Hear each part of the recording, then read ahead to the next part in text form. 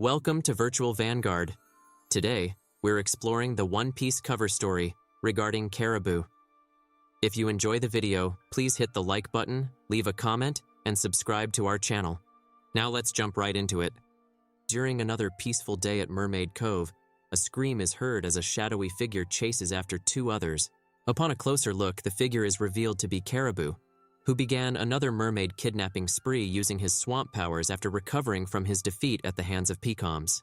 However, Jinbei arrives and easily defeats him with his fishman karate. He then chains the pirate up in a barrel and prepares to deliver him to the Marines on a coated boat, waving goodbye to the inhabitants while Caribou fumes at being defeated again. As they are traveling to the surface, Caribou's younger brother, Korobu, suddenly arrives with the rest of the Caribou pirates on a newly built Numabu to rescue his brother from Jinbei, making Caribou elated. However, Jinbei gets out and uses his swimming skills to quickly flee from them while hanging on the boat with Caribou still inside, much to the pirates' displeasure. They then make it to the surface, right next to the dilapidated G5 Marine base where Jinbei drops the surprised Caribou off. Caribou was then found by the vicious Marines of G5 led by Commodore Yarisugi, who planned to torture the pirate in several grueling ways, ultimately deciding to burn him at the stake. Just then, the Caribou pirates arrive to save their captain, with Caribou himself loudly demanding for them to hurry. The pirates begin fighting the Marines, with Korobu dealing a blow on Yarisugi before chopping down the stake Caribou was on, before he could start roasting over the fire, allowing him to escape. However, the ungrateful Caribou then takes the Numabu to escape alone, leaving Korobu and the rest of the crew at the mercy of the despicable G5 Marines, who've managed to subdue them. At some point afterwards, the ship was wrecked in a storm, which Caribou believes is God's wrath for leaving his brother and men behind, forcing him to escape on a small rowboat. Caribou barely survives the storm and washes up on a winter island with metal trees and rocks. After falling unconscious, he then wakes up to find himself in bed wearing new pajamas within the home of a sleeping old woman, who had apparently carried him inside and cared for him. Ever the evil pirate, Caribou gets out of bed without waking the woman and helps himself to her meat pies and jewelry. The woman then wakes up and apparently forgives Caribou for trying to rob her, while also giving him a coat and a lunchbox full of meat pies. She then directs him towards the island harbor, making Caribou very confused. On his way to the harbor, Caribou runs into some armed soldiers who bear the same symbol on Caribou's jacket. Upon seeing the pirate, they mistake him for someone else named Commander Gaburu, confusing Caribou. However, the old woman appears and chases the men away by pelting rocks at them. With the men gone, Caribou continues his way to the harbor while waving goodbye to the woman, who waves goodbye back. Before getting there, Caribou decided to return to the town out of curiosity. While heading and eating more meat pies, finds many soldiers of the same uniform searching for him in front of a large smoking building.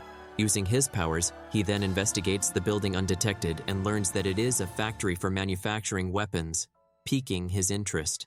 Later on, he goes back outside and sees the soldiers calling out to the workers in the factory, exclaiming that the revolutionist Commander Gaburu had returned, exciting the workers to take up arms in rebellion. They also show off a flag with the commander's face on it, which is very similar to Caribou's face, making him realize that he had been mistaken for the revolutionist due to their similarities in appearance. Then suddenly, Kaido's enforcer, Scotch, appears and attacks the army and workers, scaring away Caribou. After defeating the revolutionaries, Scotch and his followers look down on them while burning their flag along with the entire town as a lesson of what happens to those who oppose them. After retreating, Caribou returns to the old lady's house and is horrified to see her lying on the ground while her house was on fire. He then picks up a picture laying next to her and sees the real Gaburu eating a meat pie made by the old woman.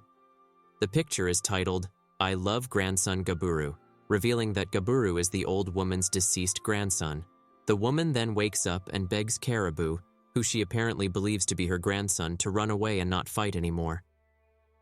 Suddenly, Scotch breaks into the house and ruthlessly attacks the old woman, shocking Caribou. The old woman gets back up and prepares to fight the cyborg all by herself to give Caribou an opportunity to escape, which he wastes no time in taking. As Caribou continues to flee as the area behind him goes up in flames, he makes it to the harbor and is surprised to find his old crew on a stolen marine warship. He was initially afraid of their wrath for abandoning them before, but then Korobu runs up to give his brother a big hug and the others cheer on, showing that they all forgive him. Korobu explains that it was what their deceased grandmother would have wanted, since she always believed that brothers must always get along no matter what, making Caribou cry in regret of his heinous actions. Meanwhile, Scotch captures Gabiru's grandmother and holds her up above the defeated revolutionaries, preparing to execute her as an example to those who defy him. However, he is stunned to see a marine battleship come up to shore in front of him, carrying Caribou and his crew. Caribou decides to take up the deceased Gabiru's identity, with the rest of the crew acting as reinforcements, which surprises the old woman and the revolutionaries.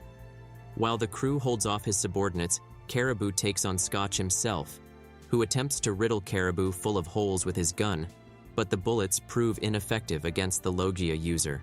Caribou then traps Scotch and his men in quicksand while also gleefully filling his mouth with mud, suffocating him.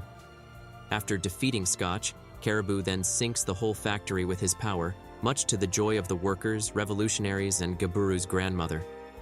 With his belly full, Caribou sits atop a large box and celebrates his act of heroism with his brother and everyone else. However, the celebration is cut short as a powerful dinosaur suddenly appears and attacks, injuring Caribou. The dinosaur is then revealed to be the worst generation member, Drake, who is now another subordinate of Kaido's. After defeating Caribou and the others, Drake then starts dragging away the commander back to Kaido's base. Before he departs from the island, Gabiru's grandmother grants Caribou one final meat pie to take with him while his crew and the revolutionaries tearfully salute him. As he leaves on Drake's ship, Caribou bids farewell to everyone as they cry for him. Gabiru's grandmother also cries, but smiles as she recalls how Caribou defended her from Drake. She then visits the real Gabiru's grave, which has Caribou's wanted poster tacked on it, on a cliff, while thanking Caribou for showing the same kindness as her grandson did, revealing that she knew all along that Gabiru was dead and that Caribou was an imposter, much to the shock of Korobu and the rest of the crew.